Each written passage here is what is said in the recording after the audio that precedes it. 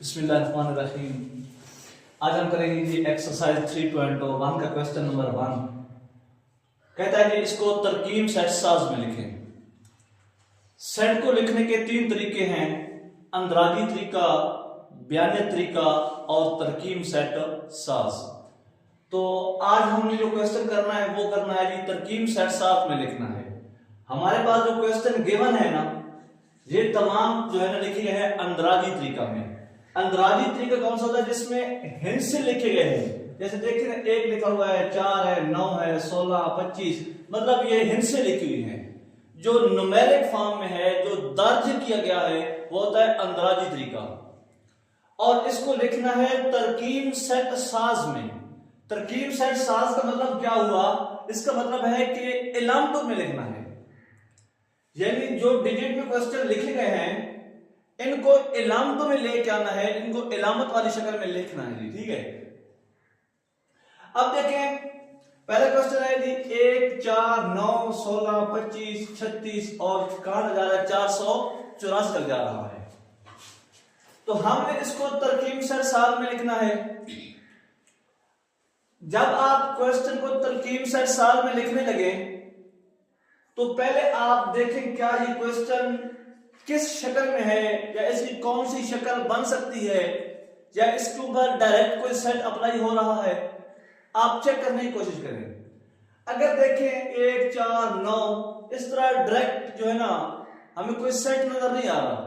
जो हमारे मशहूर सेट है, कुदरती है, मुकम्मल है, सही अदाद है, जुफ्त अदाद है, तो हमें कोई डायरेक्ट सेट नजर नहीं आ रहा। फिर हम इसको कुछ सिंपलीफाई करेंगे, उसके बाद देखेंगे क्या अब ये किसी सेट की हालत में चला गया है। देखें जो एक है, एक के बाद है 4, इस 4 पे गौर करें। इस 4 को हम अगर लिखें ना 2 का स्क्वायर ले सकते हैं।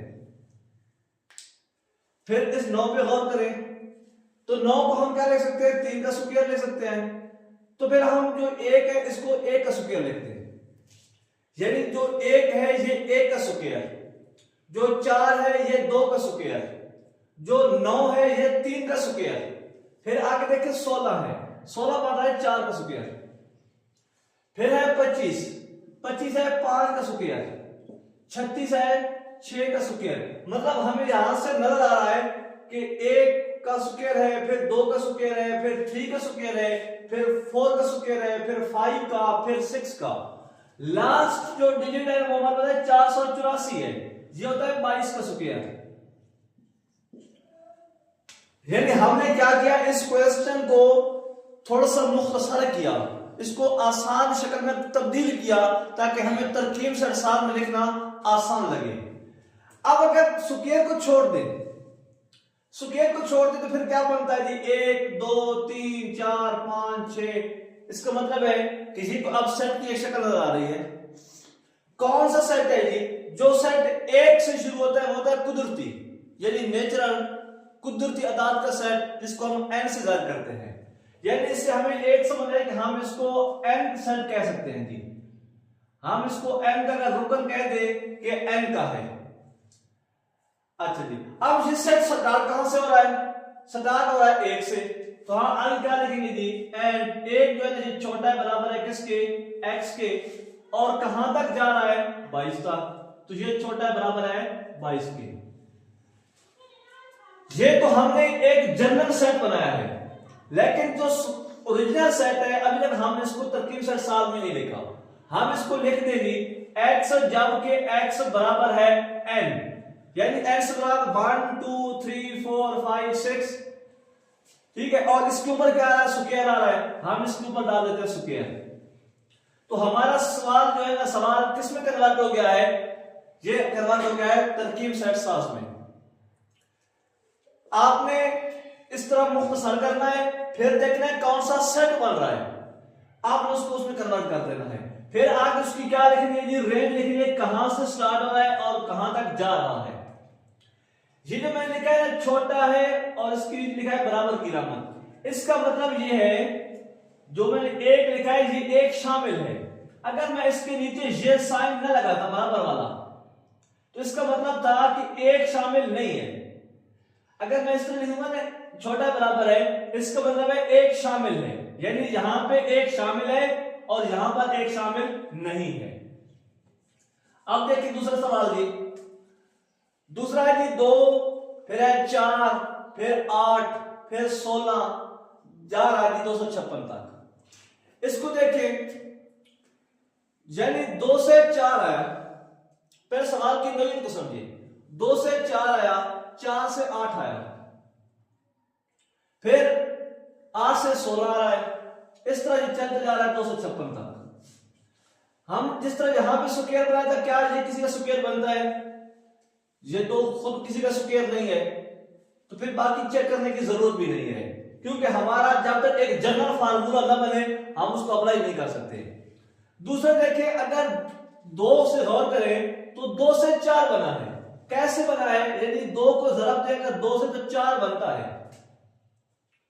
फिर हमने देखा कि जी 2 ने 2 से मल्टीप्लाई किया तो 4 आया, फिर 4 से 8 आया, यानी हमने 4 को मल्टीप्लाई किया 2 से तो 8 आया, फिर 8 से क्या आ रहा है? 16 आ रहा है, यानी 8 को हमने मल्टीप्लाई किया 2 से तो 16 आया। तो हमें क्या नजर आ रहा है जी? यानी इसको हमने 2 से मल्टीप्लाई किया, फिर हमने इसको 2 से मल्टीप्लाई किया, फिर इसको हमने 2 से मल्टीप्लाई किया, जो इसका आंसर था।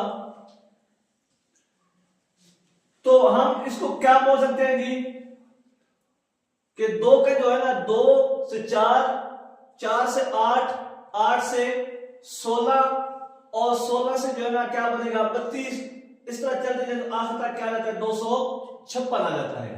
अब हम इसको सहसी तरकीब में कैसे लिखेंगे? सॉरी, तरकीब से साज में, तरकीब से साज के लिए हम इसको इस तरह लिखे,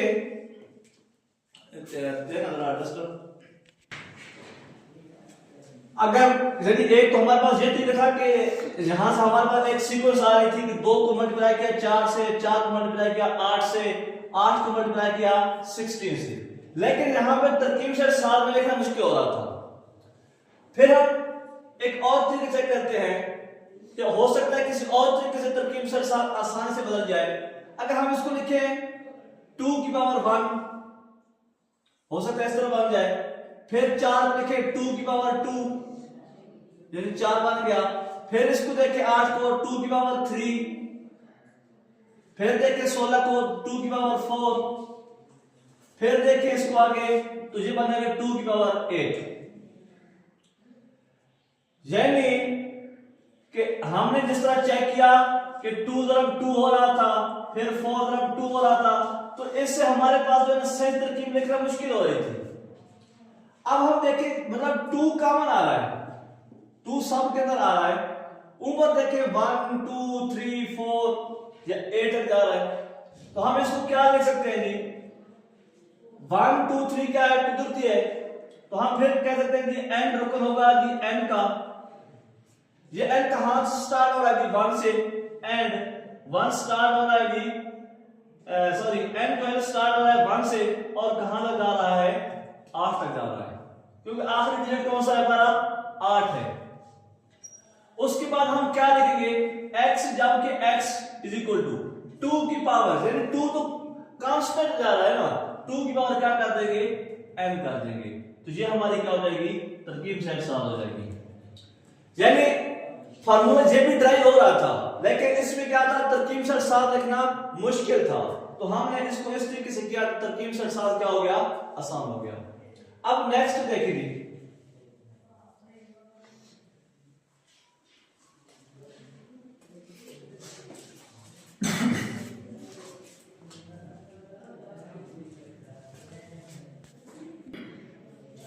अब पार्ट नंबर 3 देखेंगे।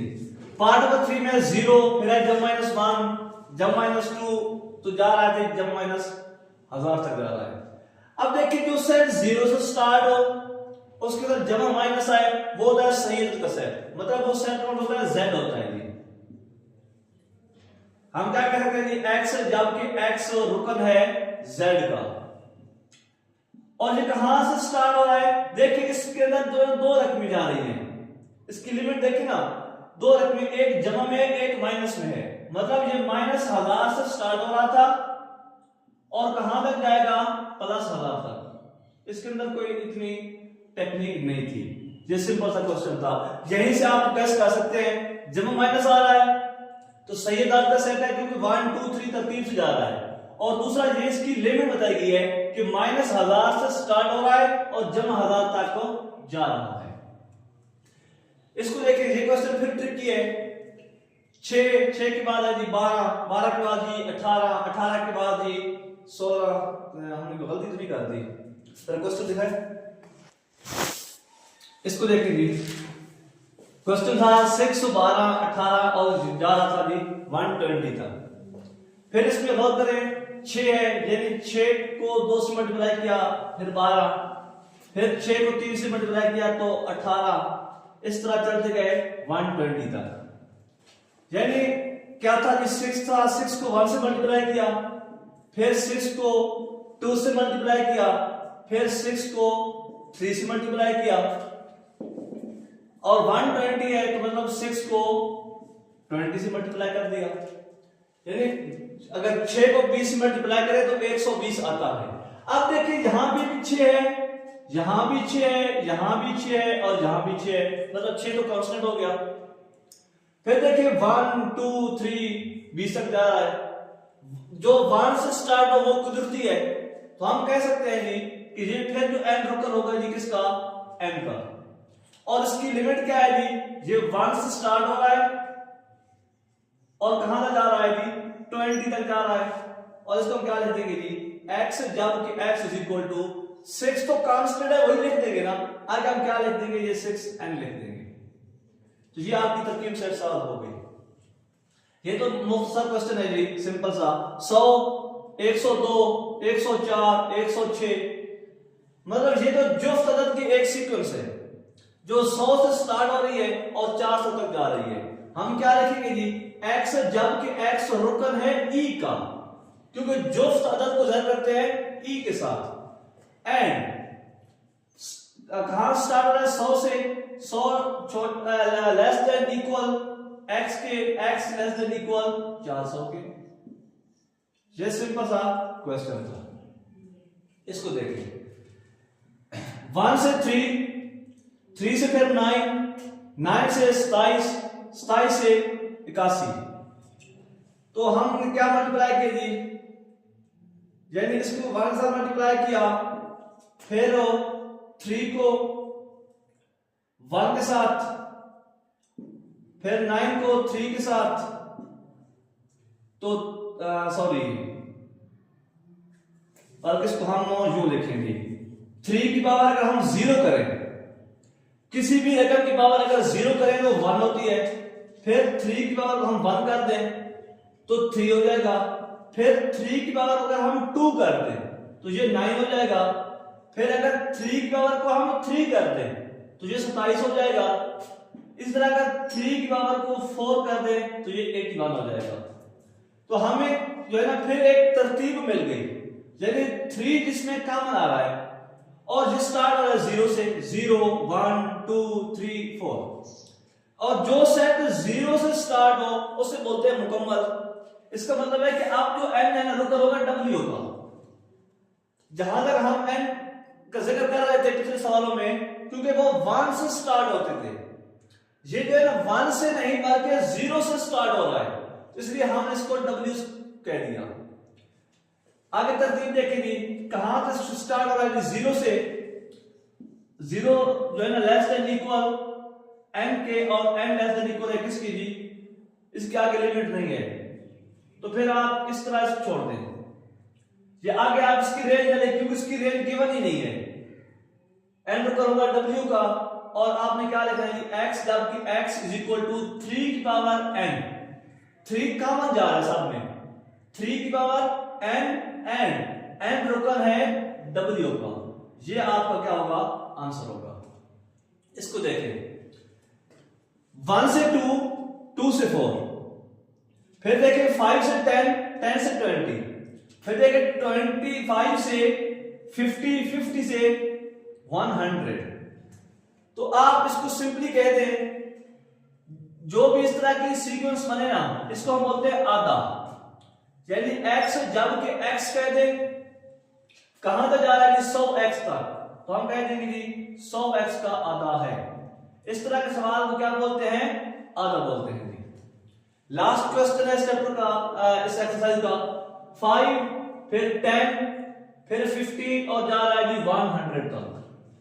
तो इसमें भी देखें, यानी 5 को 1 से मल्टीप्लाई करें, फिर 5 को 2 से मल्टीप्लाई करें, फिर 5 को 3 से मल्टीप्लाई करें, इस तरह चलते जाए तो फिर 5 को 20 से मल्टीप्लाई करें, और कितने 20 का 100 होता है, मुहावरा मशहूर है ना। तो अब देखिए जी, ये 5 तो कॉमन जा रहा है साहब में, 1 2 3 20 तक जा रहा है, मतलब नेचुरल है। तो हम क्या कहेंगे जी, एंड रुकन किसका होगा जी, n का होगा, and 1 less than equal to n और n less than equal to 20। और क्या लिखेंगे जी, x जबकि x इज इक्वल टू 5 और y क्या लिख देंगे, n लिख देंगे। तो ये आपके जो है ना सवाल नंबर 1 के शॉर्ट क्वेश्चन थे। मैं उम्मीद करता हूं आप मुझे क्वेश्चन समझ आए होंगे। अगर आपको समझ नहीं आए तो आप एक दफा इस वीडियो को दोबारा देखें, आपको जरूर समझ आएंगे। बहुत शुक्रिया।